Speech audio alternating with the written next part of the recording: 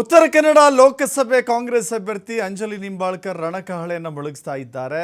ನಿರ್ಮಲಾನಂದನಾಥ ಸ್ವಾಮೀಜಿ ಆಶೀರ್ವಾದವನ್ನು ಕೂಡ ಅಂಜಲಿ ನಿಂಬಾಳ್ಕರ್ ಪಡೆದುಕೊಂಡಿದ್ದಾರೆ. ಬೆಂಗಳೂರಲ್ಲಿ ಆದಿಚುಂಚನಗಿರಿ ಮಠದ ಶ್ರೀಗಳ ಭೇಟಿ ಮಾಡಿದ್ದಾರೆ. ಆಶೀರ್ವಾದವನ್ನು ಕೂಡ ಪಡೆದುಕೊಂಡಿದ್ದಾರೆ.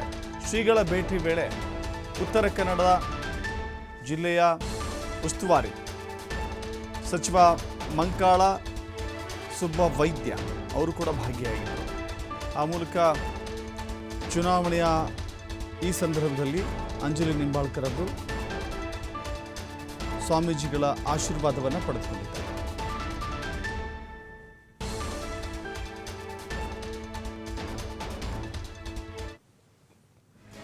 ದೃಶ್ಯಾವಳಿಗಳಲ್ಲಿ ಗಮನಿಸ್ತಾ ಇದ್ದೀರಿ. ಉತ್ತರ ಕನ್ನಡ ಲೋಕಸಭೆಯ ಕಾಂಗ್ರೆಸ್ ಅಭ್ಯರ್ಥಿಯಾಗಿ ಅಂಜಲಿ ನಿಂಬಾಳ್ಕರ್ ಸ್ಪರ್ಧೆ ಮಾಡ್ತಾ ಇದ್ದಾರೆ. ಈ ಹಿಂದೆ ಅವರು ಖಾನಾಪುರದಲ್ಲಿ ಶಾಸಕರಾಗಿ ಕೆಲಸ ಮಾಡಿದ್ದಾರೆ. ಇದೀಗ ಲೋಕಸಭೆ ಚುನಾವಣೆಯಲ್ಲೂ ಕೂಡ ಅಭ್ಯರ್ಥಿಯಾಗಿದ್ದಾರೆ. ಗೆಲುವನ್ನು ಕಂಡೇ ಕಾಣಬೇಕು ಎನ್ನುವ ನಿಟ್ಟಿನಲ್ಲಿ ಬಹುದೊಡ್ಡ ಪ್ರಯತ್ನವನ್ನು ಮಾಡ್ತಾ ಇದ್ದಾರೆ.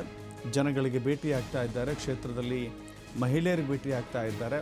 ತಮ್ಮ ಸರ್ಕಾರದ ಸಾಧನೆಗಳನ್ನು ಹೇಳ್ಕೊಳ್ತಾ ಇದ್ದಾರೆ. ಜೊತೆಗೆ ಕೇಂದ್ರದಲ್ಲಿ ಈ ಬಾರಿ ಕಾಂಗ್ರೆಸ್ ಅಧಿಕಾರಕ್ಕೆ ಬಂದರೆ ಏನೆಲ್ಲ ಅನುಕೂಲಗಳು ಸಿಗುತ್ತೆ ಎನ್ನುವ ವಿಚಾರದಲ್ಲೂ ಕೂಡ ಜನಗಳನ್ನು ಒಂದು ರೀತಿ ಮಾಹಿತಿಯನ್ನು ಜನಗಳಿಗೆ ಹಂಚಿಕೊಂಡು ಮತಯಾಚನೆ ಮಾಡ್ತಾ ಇದ್ದಾರೆ. ಅದು ಒಂದು ಭಾಗ. ಇನ್ನೊಂದು ಭಾಗ ಅಂತ ಹೇಳಿದ್ರೆ ಆಶೀರ್ವಾದವೂ ಕೂಡ ಬಹಳ ಮುಖ್ಯವಾಗುತ್ತೆ. ಸ್ವಾಮೀಜಿಗಳ ಆಶೀರ್ವಾದವೂ ಕೂಡ. ಹೀಗಾಗಿ ನಿರ್ಮಲಾನಂದನಾಥ ಸ್ವಾಮೀಜಿಯವರನ್ನು ಭೇಟಿಯಾಗಿದ್ದರು ಇವತ್ತು ಅಂಜಲಿ ನಿಂಬಾಳ್ಕರ್.